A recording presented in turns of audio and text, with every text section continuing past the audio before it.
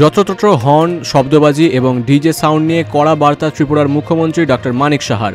আগরতলা দুর্গাবাড়িতে সংবাদ মাধ্যমের মুখোমুখি হয়ে ত্রিপুরার মুখ্যমন্ত্রী ডক্টর মানিক সাহা বলেন, যত্রতত্র হর্ন বাজানো, শব্দবাজি, ডিজে সাউন্ড সিস্টেম নিয়ে কঠোর হচ্ছে ত্রিপুরার প্রশাসন। আগরতলা শহরের বিভিন্ন হাসপাতালগুলির সামনে বসানো হয়েছে সাইনবোর্ড। যারা আইন অমান্য করবে তাদের বিরুদ্ধে কঠোর পদক্ষেপ নেবে প্রশাসন। যেখানে সেখানে হর্ন, শব্দবাজি এবং ডিজে সাউন্ড বাজালে মানুষের শ্রবণ শক্তি হ্রাস, মানসিক চাপ, হৃদরোগ এবং ঘুমের সমস্যা দেখা দিতে পারে। শিশু, বয়স্ক, অসুস্থ রোগী এবং শিক্ষার্থীদের জন্য এই শব্দগুলো অত্যন্ত ক্ষতিকারক।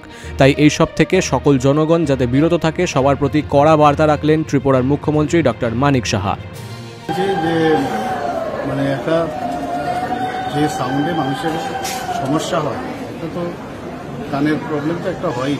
তো সবাই জানি যে টিম্পানিক মেমব্রেন সেটা অনেক সময় পারফেক্ট করে, এটা তো একটা। কিন্তু পাশাপাশি এটা কিন্তু মানুষের এত জোরে আওয়াজ হতে তার মানসিকও সমস্যা হয়, ফিজিক্যালি তো হয়, মানসিক প্রবলেম হয়, বিরক্ত হয় মানুষ, এবং এটা পলিউশনের মধ্যে পড়ে, সাউন্ড পলিউশন।